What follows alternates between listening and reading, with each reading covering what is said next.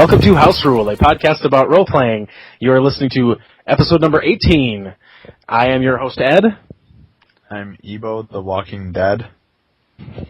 I'm Lee, and I have not yet died, but it's going to happen soon. I'm Jeff. Okay, it has been a while since our last installment, for reasons that are probably pretty obvious. It's not because we don't love you. It is... It's because Ebo doesn't love you. For reasons I apologize. Not as much as he should, anyway. We have not gotten together to do this podcast for a while for reasons that should be too familiar to most of our listeners who are gamers, because we have just been set upon by holidays. Yeah. Dude, I wasn't set upon by anything, man. All the rest of you bitches were. I stayed home and played video games, and it was awesome. And I worked a lot, and I did But nothing. you could have been gaming. Or Yeah, recording but I podcasts. wasn't because of you. Yeah, because of the holidays. I'm saying that it sucks for you, too, because you don't have us. I got candy. Well, that's a double-edged sword, my friend. It sucks that I don't have you because I want to roleplay. It doesn't suck that I don't have you. I prefer to cut you with the edge that says I'm rad. Anyway, when it comes to gaming, everyone's hit in the holidays. Even if it's vicariously. That's true. The only way we could have escaped that is literally by all of us going back to Winona. I did get in some board games, though. I did too. I got in some, not really any over Christmas though, but over New Year's, our friend and occasional collaborator Rory was actually in town, and we had something of an orgy of board games over the course of a couple of nights. Ooh, I think I actually missed the nitty-gritty of it because I, between New Year's Eve and January 2nd, they were playing at Rory's brother's house, who is something of the president of board games. Yeah, I actually think my mom got more role-playing in over the Christmas vacation than I did. Your mom role-plays now, I forget about that. Yeah, she played that Ravenloft board game. She played the newer one, too. What's that called? The Drist one? Yeah, I think so. Yeah, that. She played that one, too. Ravenloft was fun. I played it for like an hour, I think, maybe, or something like that. But it was pretty cool. My mom has played both of those now, and I don't know what to think. Like, she just comes out of nowhere, and she's like, oh, yeah, hey, I had fun with your D&D stuff, moving around figures and things. I'm like, wait, you roleplayed over the holidays and I didn't? Well, yeah, I guess it sucks, man, because she's old. When you said the only way for us to all play was to, for you all to come back to Winona, I was going to retort with, the only way for us to all have played over the holidays was for us to all be siblings.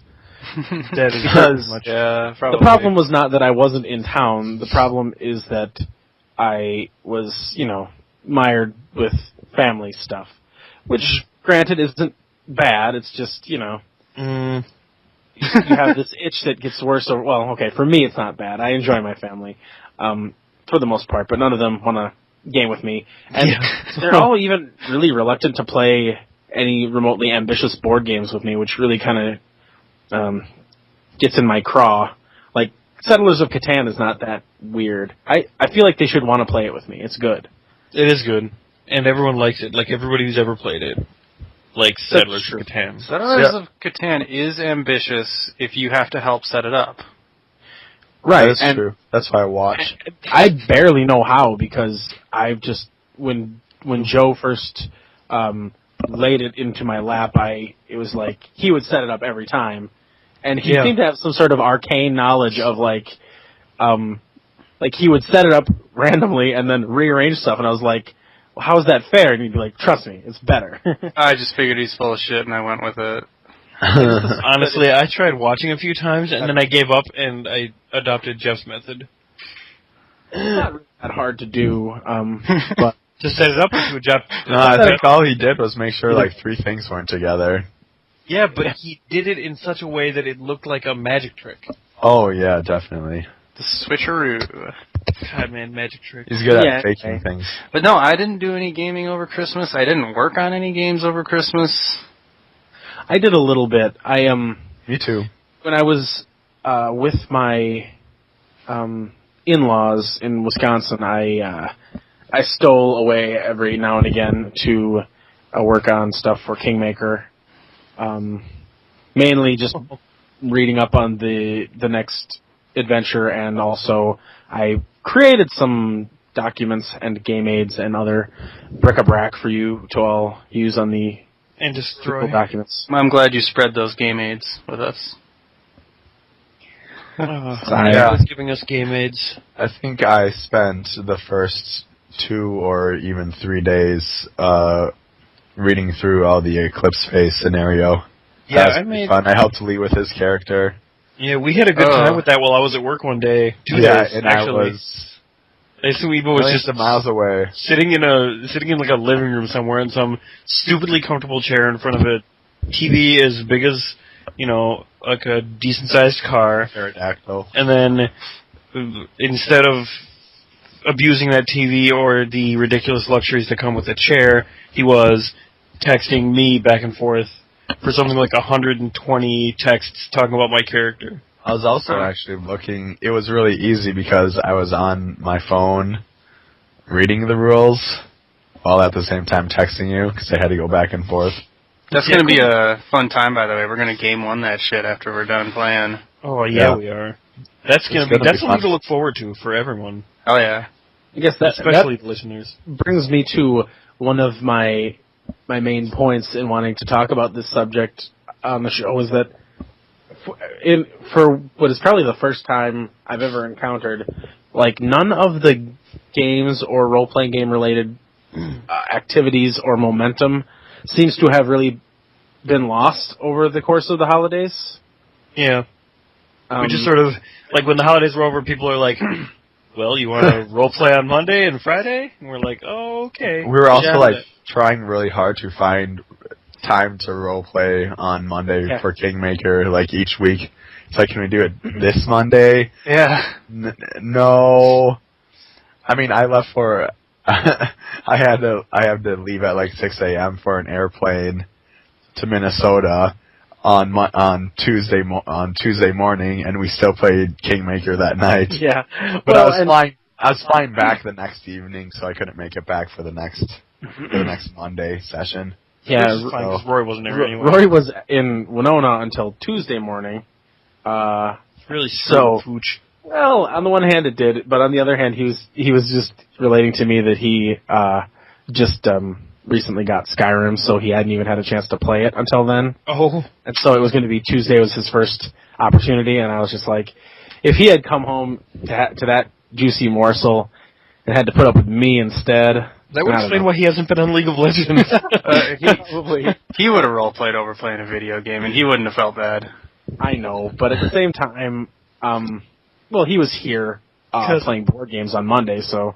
I've been wondering, we haven't seen Rory the entire week, and that explains every minute of it. But I think for me it's sort of a product of, I've probably spent a good week and a half just kind of chilling and relaxing and not doing everything I had been doing for the past months and months. And now I'm really up for getting back in the swing of things, I guess. Yeah, I'm definitely up, and I'm glad that we that the last session of Kingmaker ended when it did, because it was just you just gotten to the end of the first 1/6 of the adventure path. Yeah, just the exact perfect place to hang up at the at over the holidays, just because now we don't have to worry about what were we doing, which hex were we in. Yeah, no kidding. When you say 1/6 of it, it sounds more intimidating than when you say the first adventure path. I'm like, oh, that doesn't sound so bad. Well, yeah, 1/6 that I'm like, wow, we have a long way to go. Don't get me wrong, that's awesome. No, it's gonna be great. I'm down with this next one. Sweet. It only gets better, right? Absolutely. I really want to kill Evo's character, but I can't figure out how because my character's such a nice guy. You could get Rory's character to command you to kill him. That would probably do it. He is the king. Well, I mean, he's got that spell that lets him command people to kill their allies. Yeah, but my melee attacks blow really bad. I would win that fight so hard. He would chop me up into little pieces. I would. And Evo's character Rory is a butcher. Rory wouldn't die to me, but he would certainly lose one of his friends. Seriously, if he only gets one attack, and it's not a sneak attack, he should command the Bard. That is true. The Bard, pound for pound, pounds the hardest. If it's a sneak attack, Evo is rolling some demonic combination of dice on every sneak attack. And his regular attacks are pretty macho, too. It is like voodoo that Evo does. But, like, the Bard's rolling around like a D10 plus, like, 80 damage. I don't know, it's like something. Literally 87. I don't know how I did that, but neither does Ed, and he doesn't need to. Yeah, I just don't think I need to ask. You guys are far enough away. I'm sure you're not cheating. Yeah, I mean... 87 seems high, but I don't know. I guess I could tally it up. You probably just have a lot of plus ones. Right.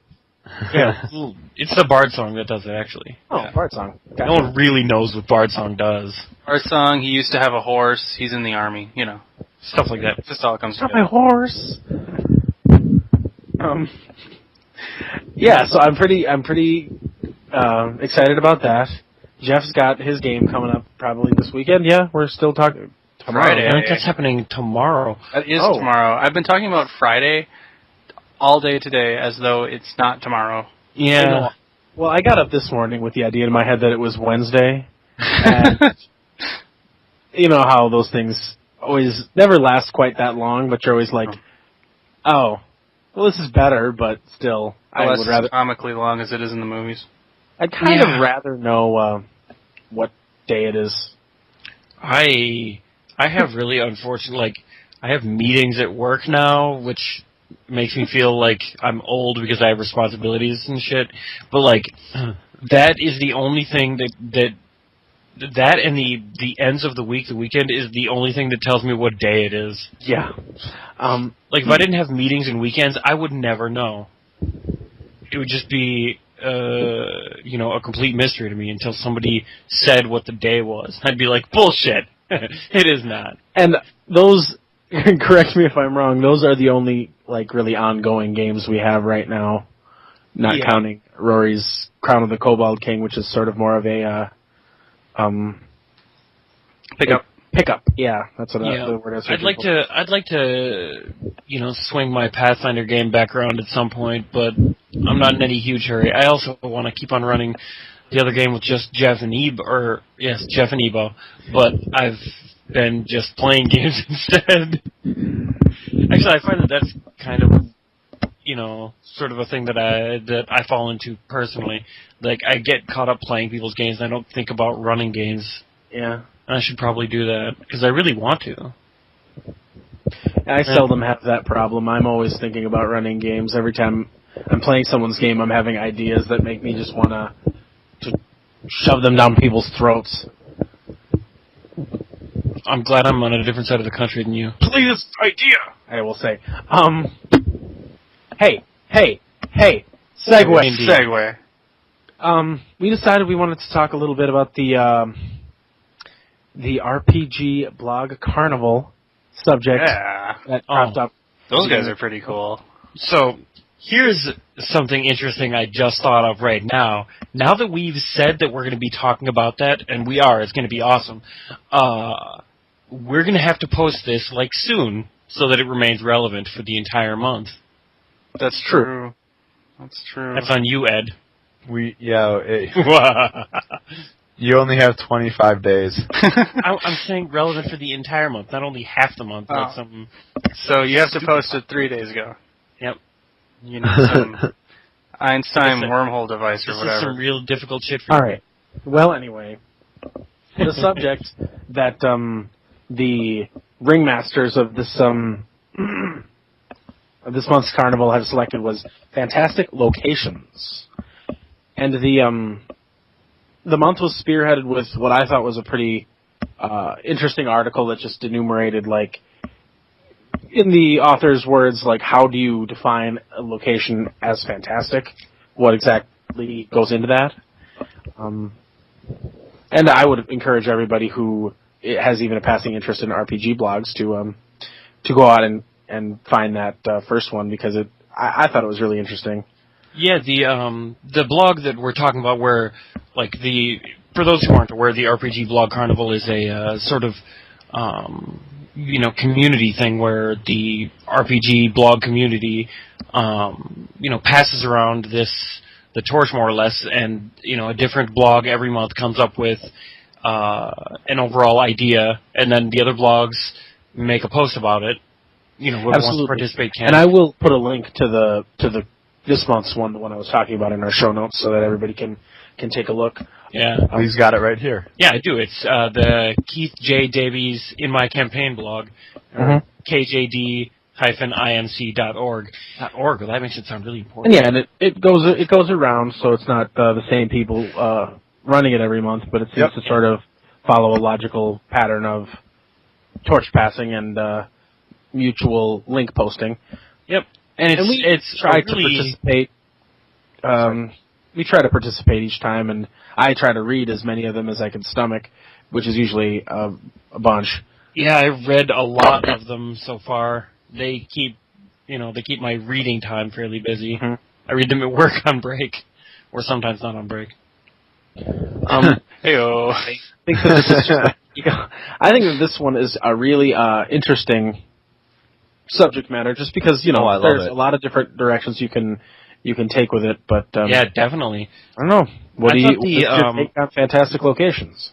Well, the first thing I thought of when I thought of fantastic locations, like, I'm pretty sure anyone who's ever run a game, like, the first thing you would think of is, have I had any really awesome locations that I liked a lot, and then as I thought about it, I was like, well, I don't know. It's hard for me to picture my own locations as fantastic. So I started thinking about, locations that other people have had that I was like, these locations are super ultra rad, like, not so much a location necessarily, but like I believe we've talked about it before, the train scene that Jeff set up in in one of his games not too long ago, or maybe a while ago actually, was sort of an we're getting old, extended awesome location to me, like the train came out of nowhere for me. I had no idea that was coming, so the train itself was awesome to me. But then going through the tunnel with all the train cars and shit, and then the dragon comes around. I don't know, it was pretty epic. And it was the sort of thing where it if I were to step back from it, I'm like, well, what the hell was a train doing there in the first place? But then I was like, no, this is too cool for me to worry about that. You can indeed spell fantastic location without train. Yeah, well, but it's it's a little tricky. Yeah, and it almost seems like a travesty. Train should be in there. Huh. Can you spell fantastic locations? And yeah, I guess that sort of pokes an immediate hole in what I was going to say, but because that only really happened once. But one of the things that I was thinking helps a lot to make a fantastic location is repetition. Like, the locations I remember from games are the locations we go to a lot, and the things that I don't know, the places we go back to. Like, if I hear something described once, I'm really bad with visualizing descriptions of places in the first place, and I try not to ask too many questions because I just sound stupid and bog the game down. But if I hear a description once, I'll try my best to picture it and then probably forget. So the things I remember from games are things that I hear more than once, I guess. But yeah, actually, in the Pathfinder 3.5 whatever game that I run, I have made it a point. I might have talked about this before, to describe things multiple times, because I don't always know that they come across the way they look in my head to people. So I've always I have to have described the arena in that game 100 times, probably multiple times in the same session even, and the mountains off in the distance and all that weird jazz. But it's always been well, this seems like I have this really vivid mental image of all this crazy crap that's going on, so I describe it over and over again. I'm never sure how well that works, although no one seems to complain, so I just keep doing it. Well, that's what I'm saying. I think it gets better every time. At least for me, like the arena he's talking about is again the sort of central hub for pretty much all of those games, except one of them, I think. I was going to point to that game as the clearest example in recent memory for me, because that game is like fantastic locations stuck together with fantastic glue. Yeah. And I mean, the entire world is... The world is... continents that fly in the air instead of floating in the ocean, or, I mean, not floating in the ocean, but... I don't know. Like there. Instead of abutting the ocean, they are drifting in the sky. And on the one hand, it gets mundane after a while because everybody knows about it. It's not like nobody believes that if they ride far enough in any direction, they're going to hit a cliff that never ends. But at the same time, every time we're in an encounter that's remotely near the edge, things are getting really real. And it's just like, that pit down there will kill me. If I fall down there, I'm dead. I think over here I'm safe, over here I'm instantly dead. There are a lot of instant death cliffs in that game. That's kind of remarkable. And that game's been going on for, I mean, it hasn't been going on, but it's been around for over 10 years. Yeah. Yes, and for that the one. very first thing that we ever encountered was trying to swim down a lake in that game, if I remember correctly. A lake that's in the middle of a floating continent. Oh yeah, that went all the way down to the bottom. That went all the way down to the bottom, and it's like, I ended up having to be the one to swim in it, I think, when that's like really terrifying. Yeah. Because you don't... where they tied rope to you and just let you fall at the bottom? Yeah, because you don't know how far that you can actually go down without falling through the bottom of the thing. And the rope's not really going to help you past a certain point. Also, in that game, Lee was going alphabetically through the monster manual, and Avalith is pretty close to the beginning. Yes. I would like to note that was the first game anyone ran at 3.5, and it has since gotten a lot better than the alphabetical. That's pretty awesome. I had no idea he was doing it until someone mentioned it. I mean, you mentioned it. I mentioned it. Something I remember realizing. But anyway, I feel like that game is an example of how fantastic locations can get kind of mundane if you are around them constantly. Mm-hmm. Like, I guess I'm trying to think of another good example of a game I've been in where that happened. What are we going to do with the goblins that we killed? I'll throw them off the edge of the continent, duh. that has happened on 2 separate occasions. Oh, it's the easiest way to get rid of evidence that you killed someone. What's down there? Don't go down there. What all of our characters have yet to realize is that we started a whole community of people down there. Just people who managed to live. Like they lived when they made it down there. It's like, oh, it's the healing plane. You're back to full, and you're just kind of walking around with all these other people that have been murdered. And you're bored and you're hungry and you can never die. Next game he runs in that, I'm going to make a necromancer whose goal is to go down there and start the biggest army ever. Oh God, that would be a nightmare. The question is, he just falls down and dies. How many consecutive feather falls do you need to live on your way down there? Probably more than you can muster. This brings up an interesting topic for me because I am enamored with fantastic locations. Mm-hmm. Like, I remember in a lot of situations, I remember locations better than characters sometimes. Like, a fight set up well is something that I can, that sticks in my brain forever. I don't know, it's the sort of thing where, like that sort of stuff is what makes or breaks a lot of games for me. Yeah. Well, do you guys have a favorite fantastic location from any of... I would not say your game, but someone else's. On the one hand, I was hoping that this topic would come up, and on the other, I was hoping it would come up like the very last thing we talked about because we could just skip it, then. No, I think that we're doing good enough on time that I'm sure that we can all just ramble on about this stuff for a long time. I don't have anything. Well, I mean, we have blog posts to make. Okay, I'm going first then. And this is just something that was easy for me to picture. Our mutual friend and gaming partner, Sean, he ran this lawn defensive game we've talked about a number of times, and there was this weird sort of alternate dimension. It had a really cool plot behind it, where like I loved these evil wizards would like curse parts of the world into this alternate dimension. It was really cool, and there was like this castle in there, and every time we went there, it was really cool. And I don't even remember who lived there. I think we got an airship there at one point, but I just remember we went there, everything was worse. Like the place was in more chaos. There was a giant tornado. It was a tornado that was swirling. The dimension was just called the Blacklands. It was, Black Castle. I was like, holy shit, we're going to the Black Castle. That's awesome. It was a continent. It was essentially a landmass that we never ventured to the edges of it, but we don't know what happens when you go to the edges. It was pieced together from chunks of land that were banished out of the real world by evil priests whose inscrutible motives caused them to banish the most elephant-rich part of the world into another dimension. So it was filled with elephants, and a castle, and Black Castle. There was a number of castles. Black Castle was the one where there were still, like, people. Yeah. I cannot remember the name, but there was multiple kings there, because I think there was multiple kings there. They all ruled together. And every time we went there, there was a big fountain in the middle of town, and there was always people bathing in it, unabashedly.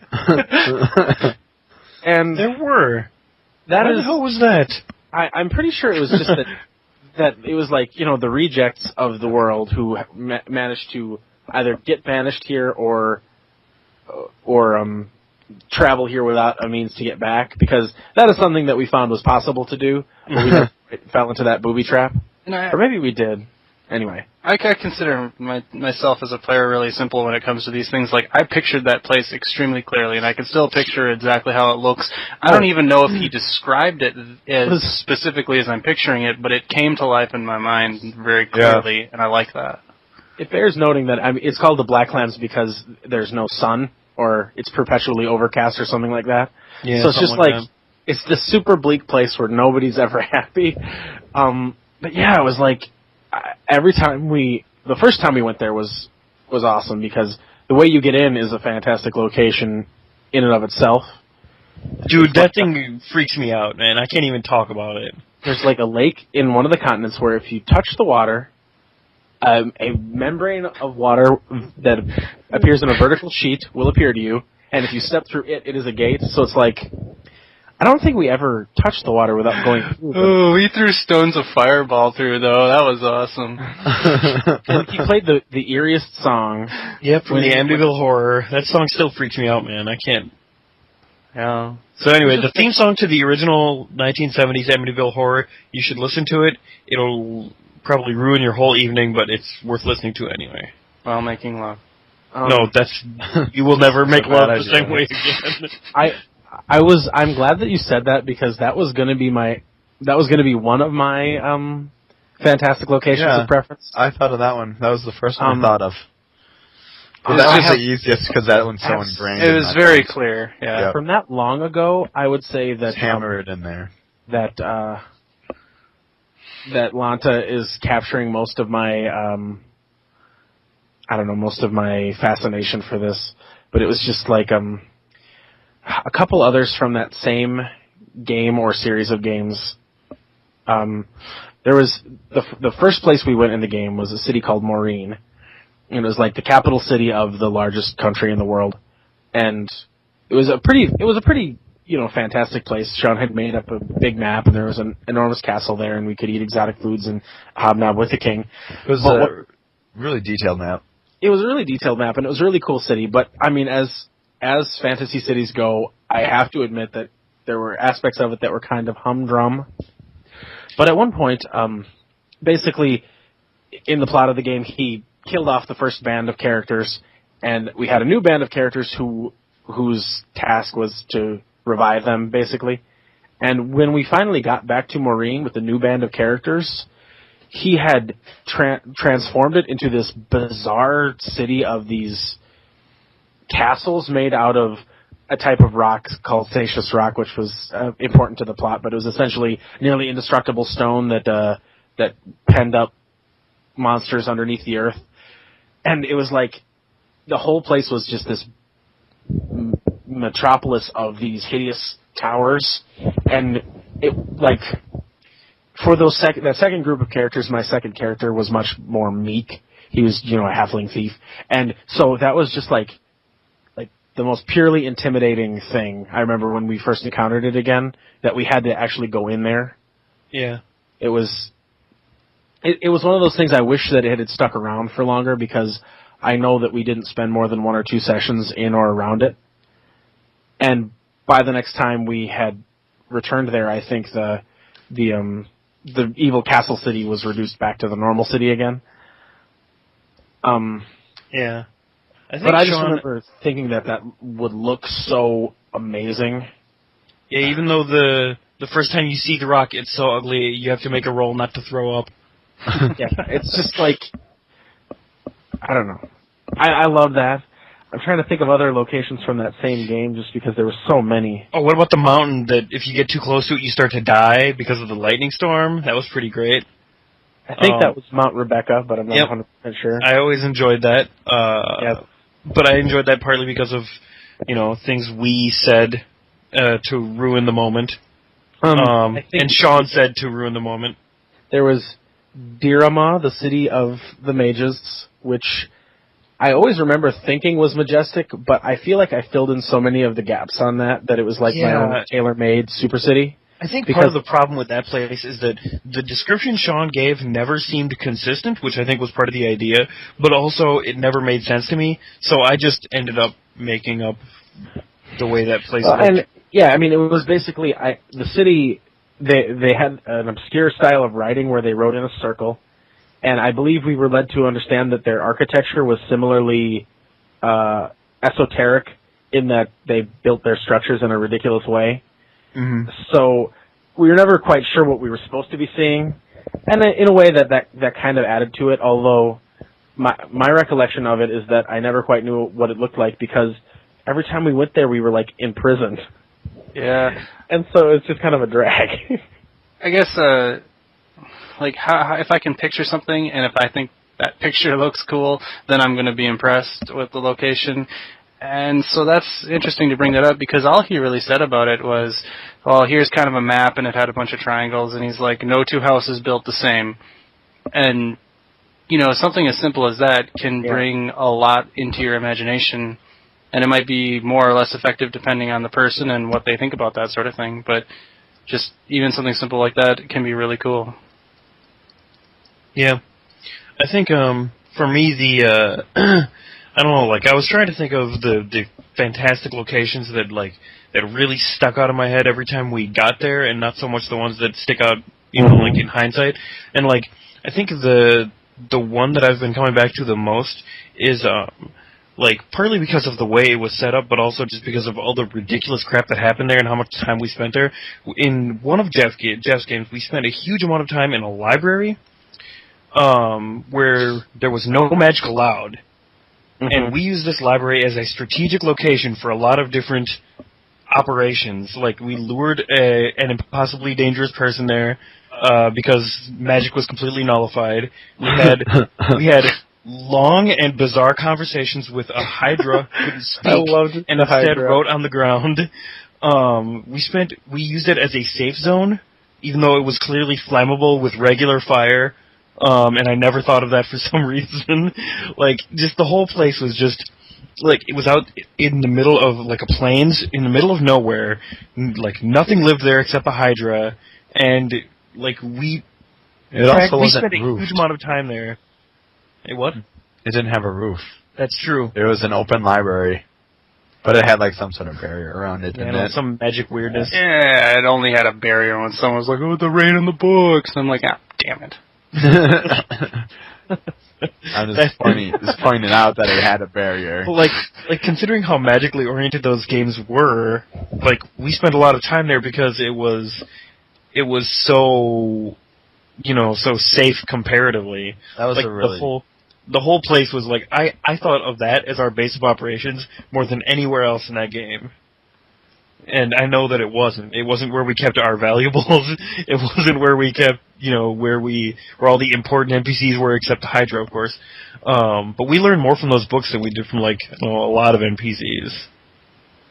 That whole place just stuck out in my head like super super strongly. It reminds of like the mental image I have of it is sort of the library from Ghost in the Shell, which is sort of like they had like a fancy library in the Ghost in the Shell series for people who've watched it, and that's sort of what I picture it as, except with a big real nasty looking Hydra in the middle that was actually a really nice guy. Like one part was I thought one of it was like one head was not very nice. Maybe not. I don't know. I remember getting along with it because someone else could talk to it, and then I just ended up reading the books that people told me to read. Oh, yes. We have long had fun with all those dumb extra languages added in 3.5. Ooh, man. Oh, man. Elemental hey, languages. Oh, I do. I speak Terran. Well, time to talk to the Hydra. So random. But no, that place like stuck out in my head super. Like there were a lot of pretty crazy locations in that game because there was bizarre location-based time travel. And I remember really, really clearly when we actually broke through our time bubble, whatever thing was happening, and that was a pretty crazy location also. Oh yeah, that game had time bubbles. Yeah, it had time bubbles, all right. That was really ridiculous too. Yeah, I still never understood how that game worked, but that was fine. I guess my characters understood it.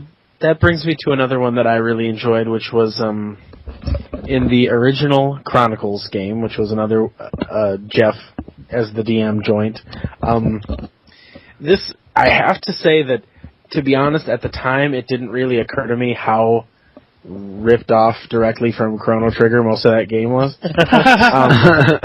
But it was just like, we had the ability to travel through time, and we could only travel to specific locations, and time seemed to progress linearly as respective to us in those locations, so it was like, we could do things. Chrono Trigger?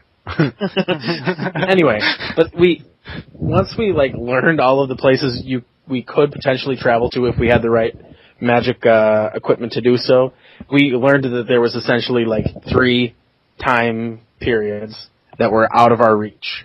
And so that immediately became an obsession. I needed to go there. I wanted to know it was there.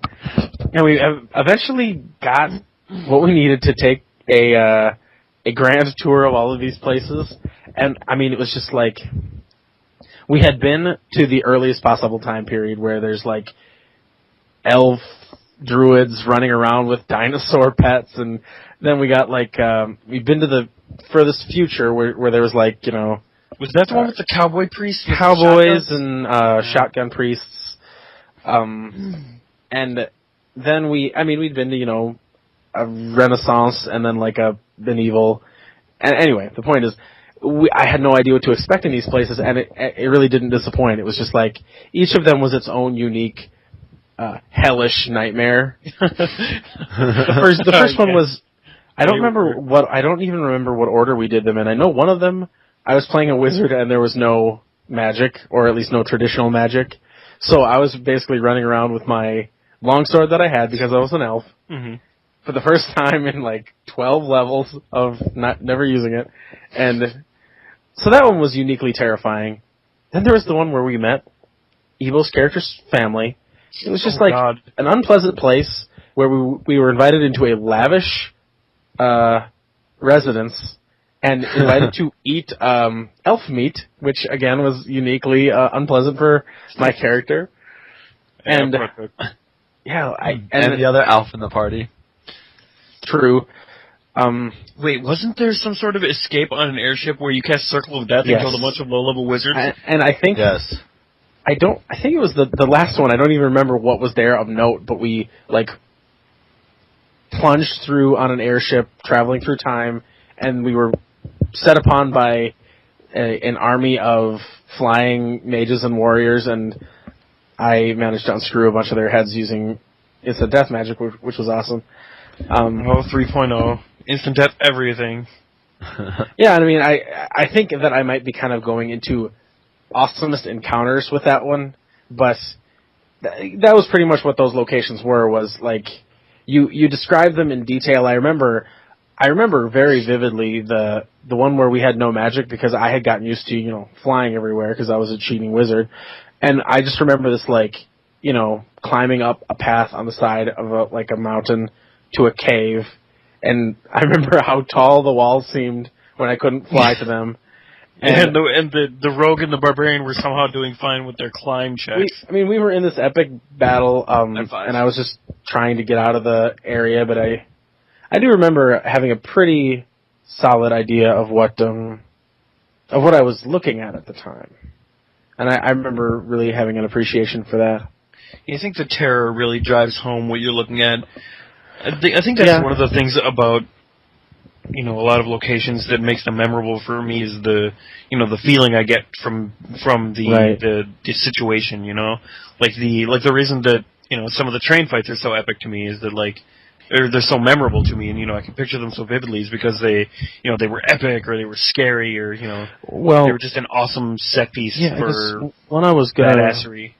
I was gonna bring up, and I also don't want to go too much into awesomest encounters or whatever, but when we were running our first round robin GM game, it was probably it was still pretty story-ish for a lot of them, even though we were kind of hopping from one story to the other. But I remember, and again, not to be too heavily on Jeff here, but when he was running his, it was completely, well, I don't want to say completely, it was mostly story-free. We would occasionally find something that would indicate something like a story, but the location was, like, instantly captivating. It was first of all, terrifying every time we went there, because the monsters were too hard. The place was noisy with, like, machines. We were disoriented because there seems to be diminished gravity, so we could, like, jump farther and climb more efficiently, but that was little comfort when you're, you know, battling for your life in the dark. And taking penalties to hit because you can't function in reduced gravity like a real normal person. It was extremely, while I can't put together too many of the particulars of it readily, it was extremely scary every time we went there. And, I mean, even for any role-playing game, that's pretty impressive. And for one that was kind of story light, as that one was. I can't believe I didn't think of that game, because the entire purpose of that game was that we have the same adventuring party going through portals to other GM's worlds they made for this game.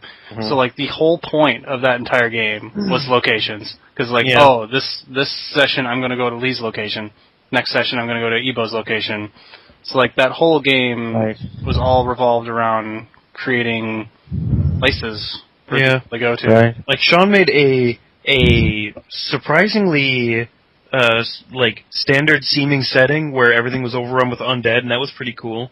And also gave rise to one of the best inside jokes that our group has ever obtained. Yeah, because that was, like, really dark, and then, like, Ebo's was very, like, I pictured it kind of like Lord of the Ringsy, sort of, like high adventure. Fantasy, like, we got there and we sailed somewhere for, like, a month. Like, Ebo's had so much long-term travel, but I do remember... I did that on purpose. We had this one battle with rune hounds, which was in this... I'm trying to put it all together in my head, but it was in this awesome scenery where it was like...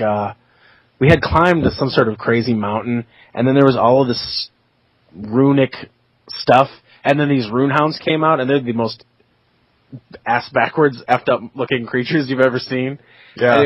That was such a cool encounter. I loved that place. Yeah, that was like, I think my first game first sessions that I actually ran for stuff.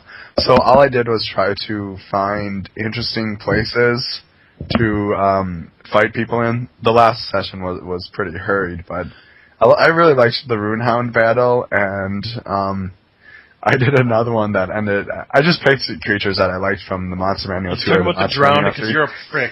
The Drowned was awesome, because they were trying to head back to their boat that they had taken a long time to sail.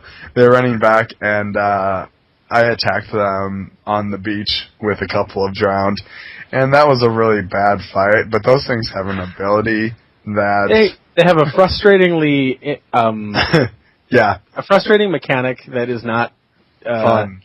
Well, it doesn't relate to anything anywhere else in the rules. It's just like Oh, you're nearby. They could just kill you almost instantly. Oh, okay, I get it. It's a game where the rules of death need not apply, so that sort of stuff was a little more kosher. Yeah. True. Yeah.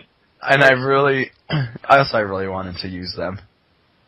Yeah. I don't want to sound like a wiener, but I ran a session in that game that had a location that I am still kind of obsessed with. I loved it so much. Is essentially like a fortress of some kind that was buried underground. Oh, no, that's Rick Salas with the dragon guy. Yeah. Felt like a fucking angel, yeah. And it was like you got a crystal that lets you explore the dungeon as it was previously in time. And so you could, like, I don't know, go into the hallways that were caved in or the places that were blocked off, but only within the range of this crystal's energy. Mm-hmm. Did you later run a game in that world? Or were you considering it, or I thought I heard something about that? I can't remember. Oh, okay. I don't know. Remember, like, that was the game where, like, I had finally had the opportunity to make a maze with invisible walls, which I wanted to do for years and years, ever since I learned about Wall of Force. And when I realized exactly how to do that, I specifically had to claim a session before the players hit a certain level so that I could do it, and it was glorious for me, and I didn't even care if anyone else enjoyed it, but people seemed to enjoy it more or less. But I had to make sure that no one had Disintegrate. And the entire location was based around the fact that nobody in the party could cast Disintegrate, so everything seemed to work more or less according to my plan, which was pretty great.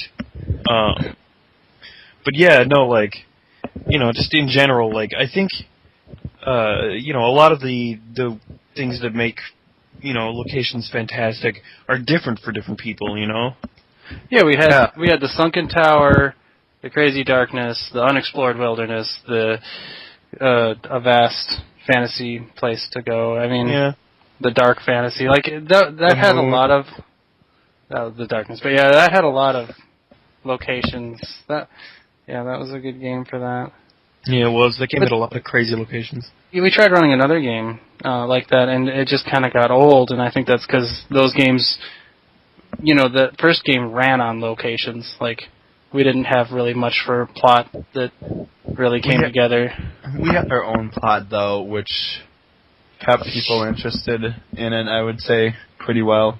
Yeah, Sean, I know Sean's plot was surprisingly complicated to the point where I still don't know everything that happened. It was complicated to the point where he didn't finish.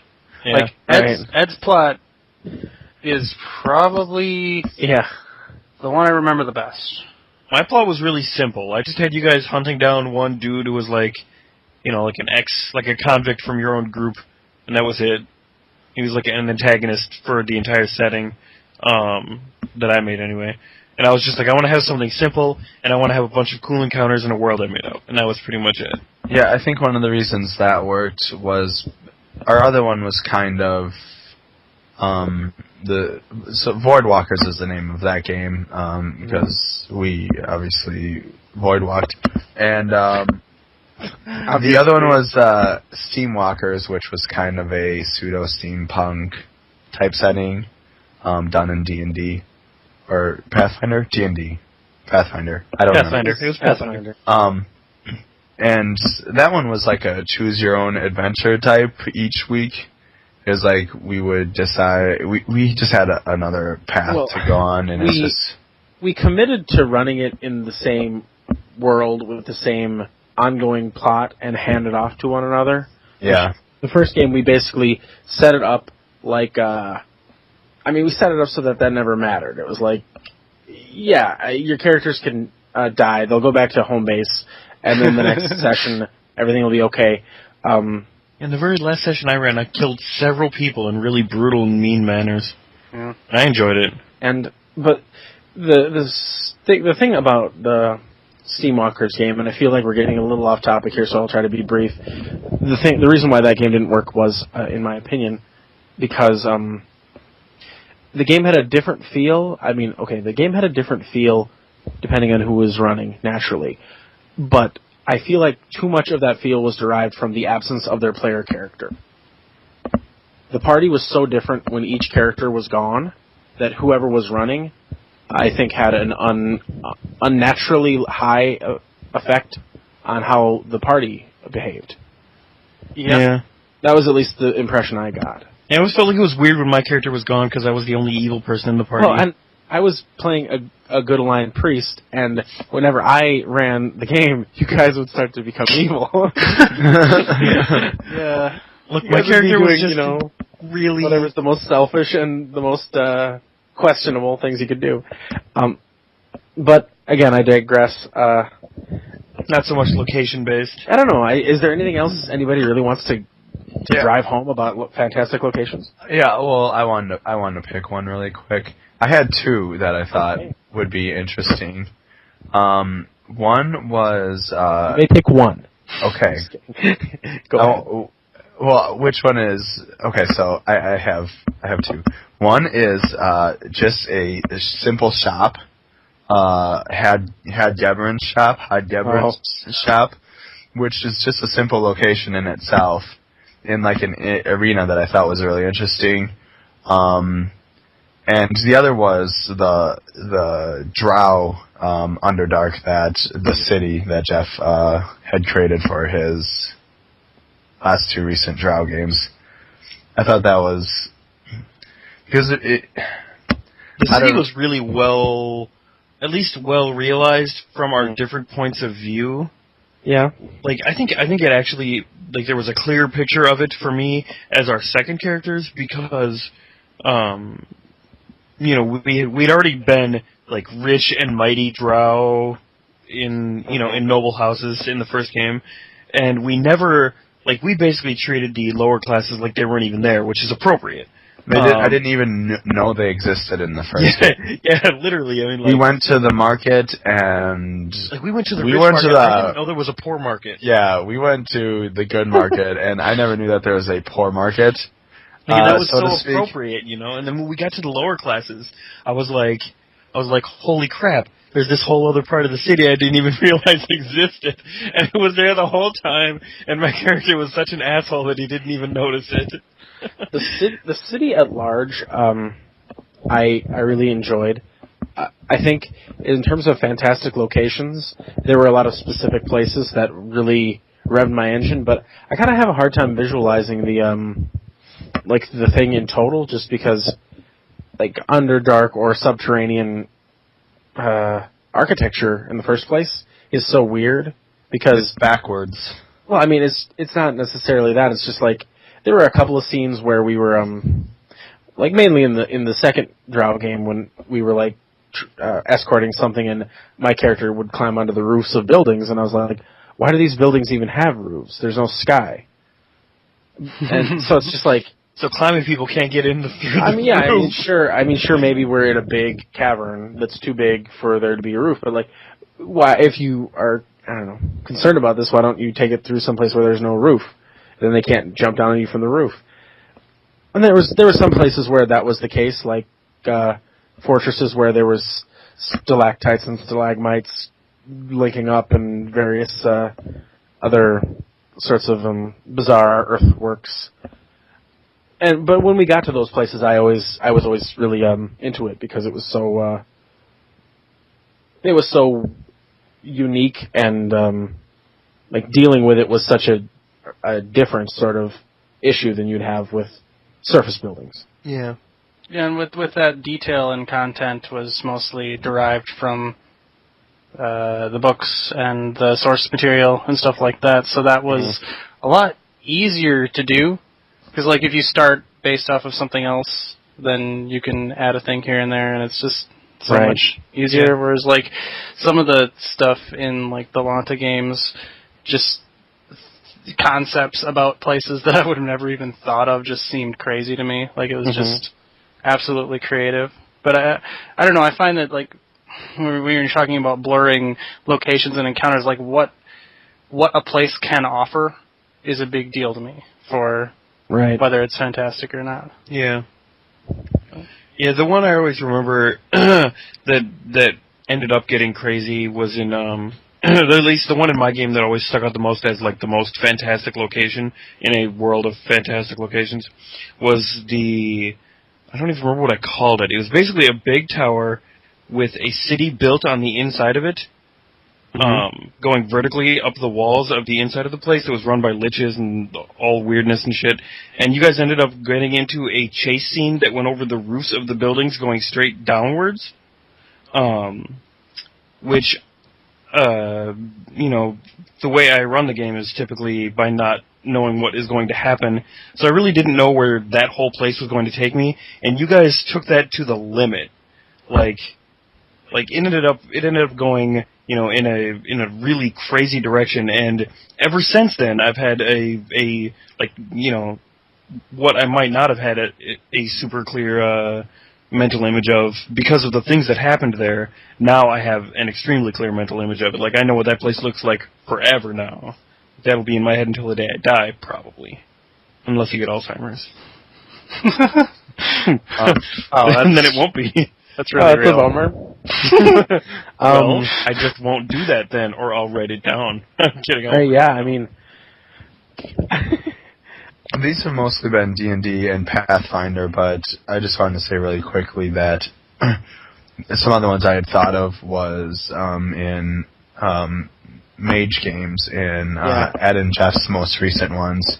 One of my favorite things is going into like a dream world or someone's mind, because then you really get to see what the GM has in, you know, it gives them free like reign to make up whatever they want and not have any basis in a reality, or you know, or you can just grab a little bit of what you want from here and there. And like Ed did that in his game recently, and I just loved sitting. Fucking trees. Sitting, yeah. Yeah, that was something. We ended up interacting with a couple of trees, which was exceptionally awesome and interesting, and the same thing with you know, Jeff's world too. We had a lot of stuff like that happen. But I just wanted to incorporate that going into someone's mind or going into dreams or in alternate worlds is really...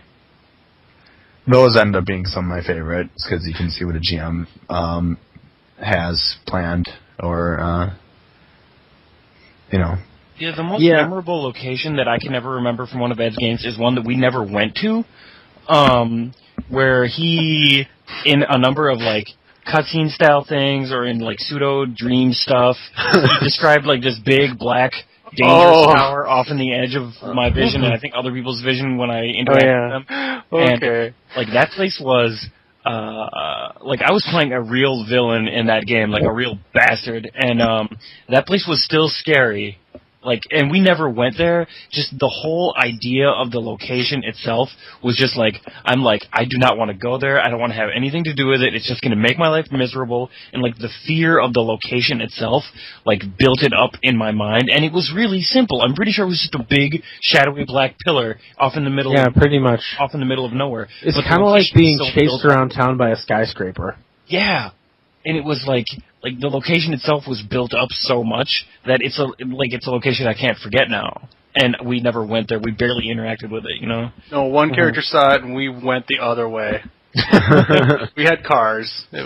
I guess, that never really came together. There was more than one of you that could have seen it if the other had ever used Mage Sight in any way, but only Lee ever saw it. We'd have probably went there had we not killed a baby.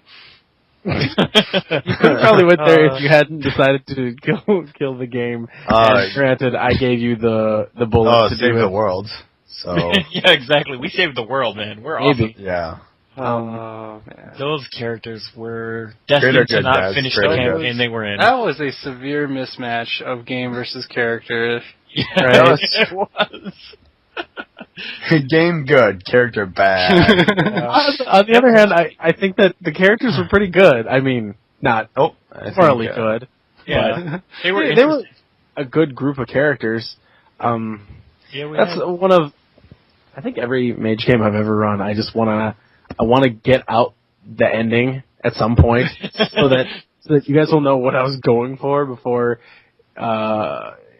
whatever happened. Before we terribled it up.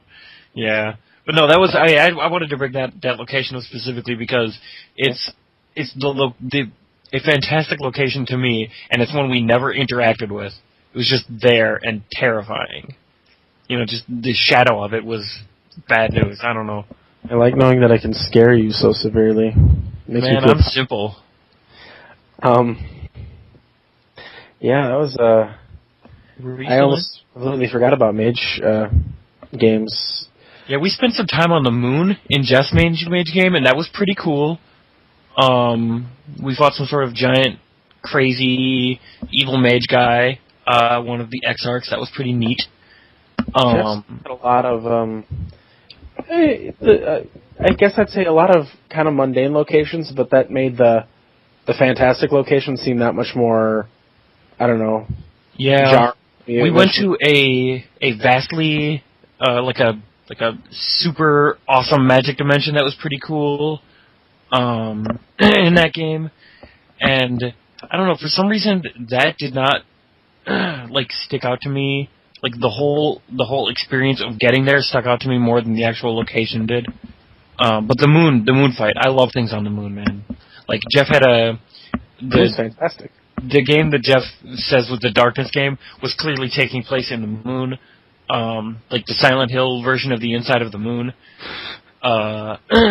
which always got me really Jones to play it because I love Silent Hill, and that reminded me of it a lot. I like the moon, apparently. Yeah. We've been there twice in your games, maybe more.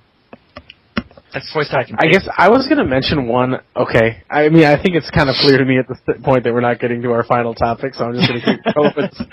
Continue, yeah. I was going to mention one. Overrated. This is actually one that I'm kind of conflicted about because this wasn't from one of Jeff's really old kind of White Wolf mashup adventure style games. Oh, no.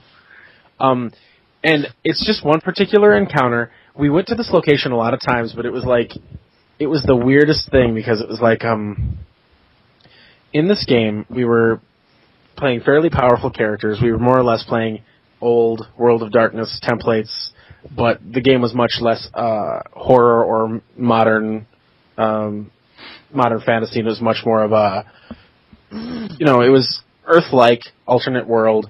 We were basically doing adventures, fighting bad guys, that sort of thing.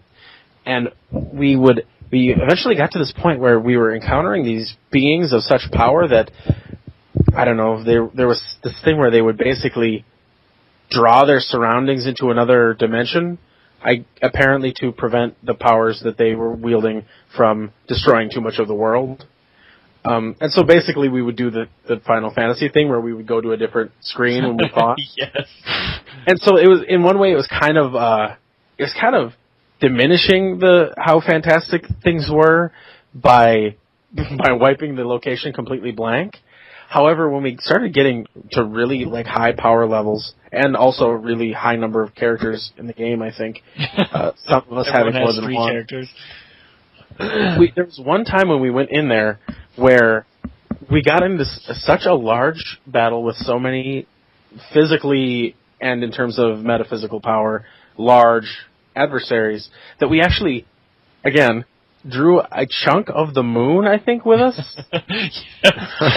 It was like so we were essentially flying in this void where it replaced the void of space with a gravity-less pressurized atmosphere that we could fly around in, and there's this big giant moon asteroid and this enormous hairy flying beast, which I always embellished to have certain hysterical anatomy, even though it wasn't my game to do so. And I just remember that the most visually stimulating things in the world, just because that was before we were using any sort of a board or a mat to plot these things out. So we were basically just in these like action clusters, just like around this space, centered around this huge chunk of moon. And I remember really digging that.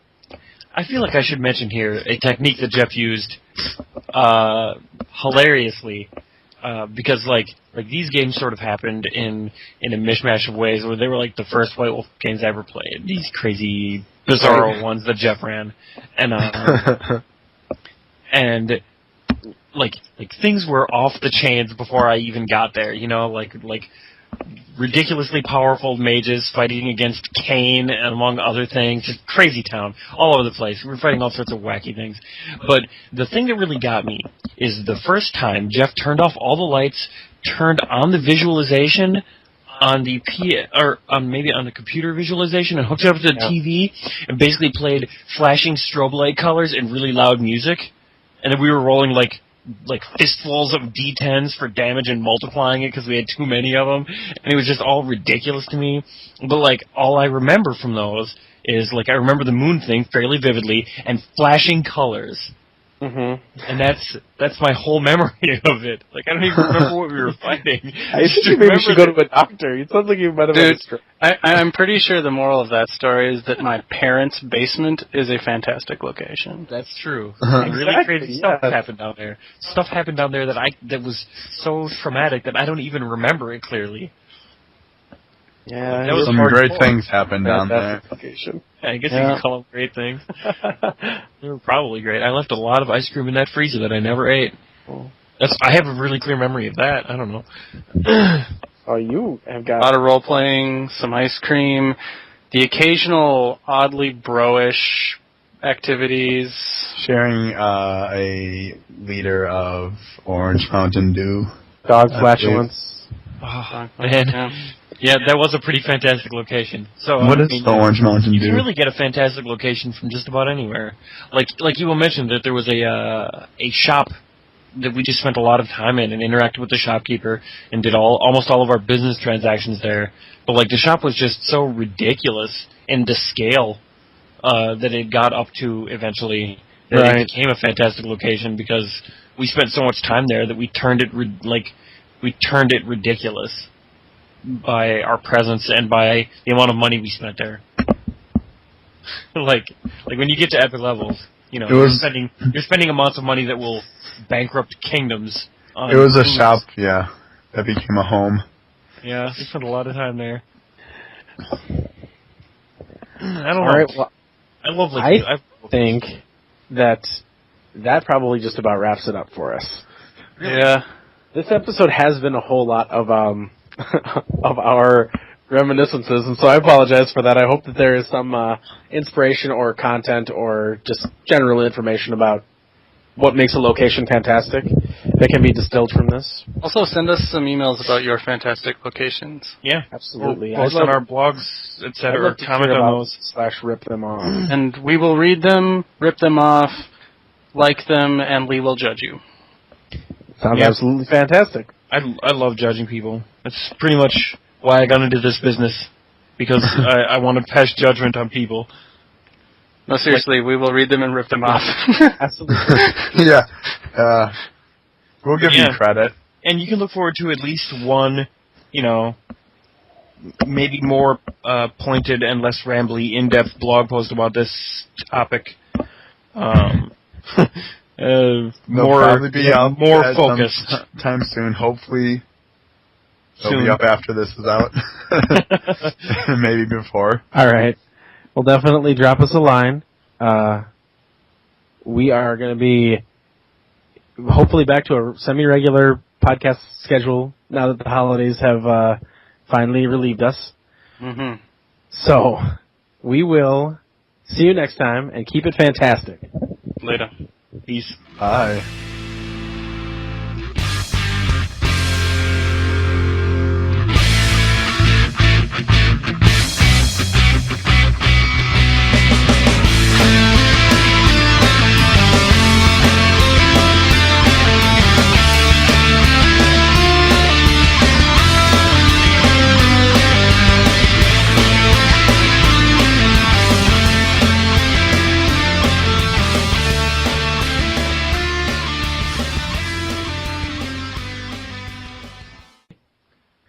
podcast is going to be old enough to have sex with. Yeah. That's coming back to haunt us. Episode 9? No. All right. Oh my god.